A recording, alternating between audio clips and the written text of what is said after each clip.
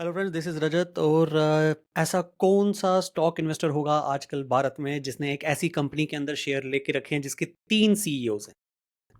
Yes, तीन CEOs हैं। और मैं कह सकता हूँ कि नियरली हर दूसरा इन्वेस्टर जो कि स्टॉक मार्केट में इन्वेस्टेड है उसने उस कंपनी का शेयर रखा होगा। जी हाँ, मैं बात कर रहा हूँ टाटा मोटर्स की। टाटा मोटर्स एक ऐसी कार मैन्युफैक्चरिंग कंपनी है जिसमें तीन सीईओज हैं।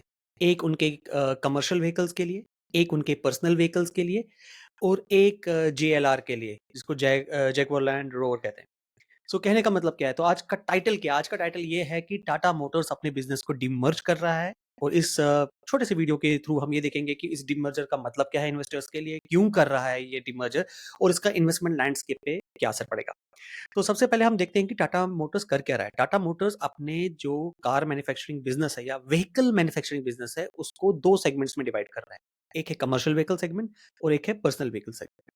पर्सनल व्हीकल सेगमेंट में आप कहेंगे कि कौन सी गाड़ी आएंगी? जैसे आपकी पर्सनल कार्स आ जाती हैं, इलेक्ट्रिकल व्हीकल आ जाता है, इवन जो ग्लोबल ब्रांड इनका जेएलआर है, जैगुआर है, वो आ जाएगा उसमें। सो देयरफॉर आप ये समझ लीजिए वो एक अलग सेगमेंट हो गया।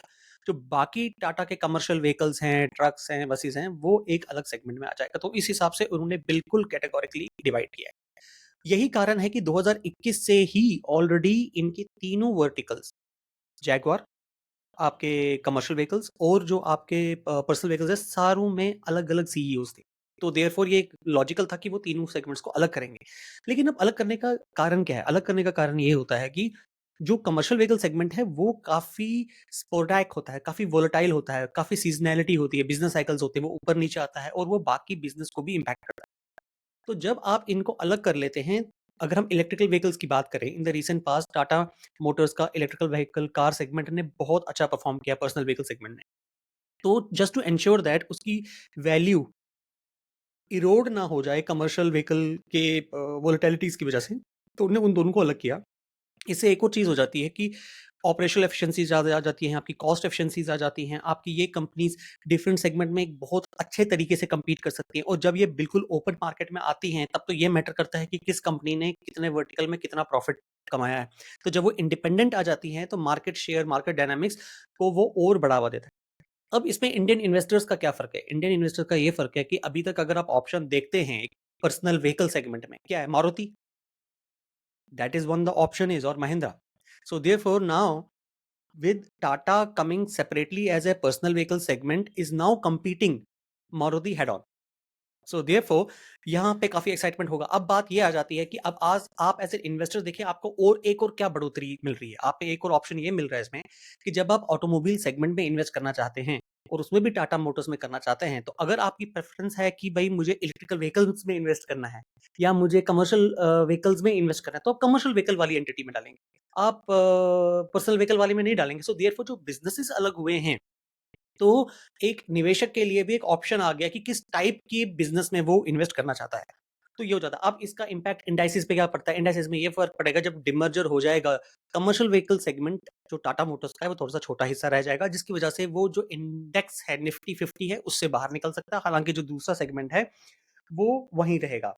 अब यहाँ पे ये चीज़ तो इनकी आ जाती है। अब बात ये हो जाती है कि इसमें हम देख सकते हैं कि जब आप एक जेएलआर वाले ब्रांड को और पर्सनल व्हीकल ब्रांड जैसे इलेक्ट्रिकल व्हीकल है, आप अपने कंपनी को टाटा मोटर्स अपने आप को एक ग्लोबल प्लेयर के तौर पे स्थापित कर रही है। इसका मतलब ये है कि जो बाकी के प्लेयर्स हैं, फॉरेन प्लेयर्स, कार मैन्युफैक्चरिंग में वो भी अपना आईपीओ ला सकते हैं। जैसे हमने ऑलरेडी देखा हुआ है कि न्यूज़ इज़ ऑलरेडी अफ्लोट की हुंडई भी सोच रही है कि इंडियन मार्केट्स में अपने आप को लिस्ट करना। और देयरफॉर अब देखिए वो भी उसके 2 कारण हैं। एक तो है कि इंडियन मार्केट में ग्रोथ ज़्यादा है as compared to outside market. जो कंपनियाँ ग्लोबली ट्रेड करती हैं 100 पे, वो यहाँ पे 126 की पीई पे करती है, क्योंकि यहाँ पे प्रीमियमाइज़ेशन ऑफ मार्केट्स है, जिसका मैंने ऑलरेडी एक वीडियो कर चुका हूँ। सो देयरफॉर हुंडई ने भी अनाउंस किया कि हो सकता है कि हम अपने यहाँ पे एक इंडियन जो आर्म है उसको यहाँ लिस्ट करेंगे। सो देयरफॉर टाटा मोटर्स का ये एक पहला एक प्रीएम्प्टिव स्टेप होगा अपने आप को as a global brand India में पर्सनल व्हीकल सेगमेंट और साथ ही साथ अपने जीएलआर को एक स्ट्रॉन्ग कॉर्नरस्टोन की तरह एक मैन्युफैक्चरिंग इसमें रखना। सो देयरफॉर ये डिमर्जर है, इसे वैल्यू क्रिएशन हर एक के लिए होगी। नियरली हम ये समझ सकते हैं कि अगेन डिमर्जर के बाद भी पर्सनल व्हीकल और इलेक्ट्रिकल व्हीकल में हम समझ सकते हैं कि नियरली जो एक्सपर्ट्स की ओपिनियन है कि 11 से 15% के आसपास का इजाफा हो सकता है। सो देयरफॉर ऑटोमोबाइल्स में हम देखेंगे बहुत सारी एक्साइटमेंट अभी आने वाली है। सो अगर आपके पास टाटा मोटर्स है और डीमर्जर है तो आप ऑलरेडी 3 सीईओज रन कर रहे हैं टाटा के 3 वर्टिकल, जो अब डीमर्जर के बाद अलग-अलग 2 डिफरेंट पार्ट्स में डिवाइड हो जाएगा। Thank you so much, this is Rajdhar signing off and have a great day. Thank you so much.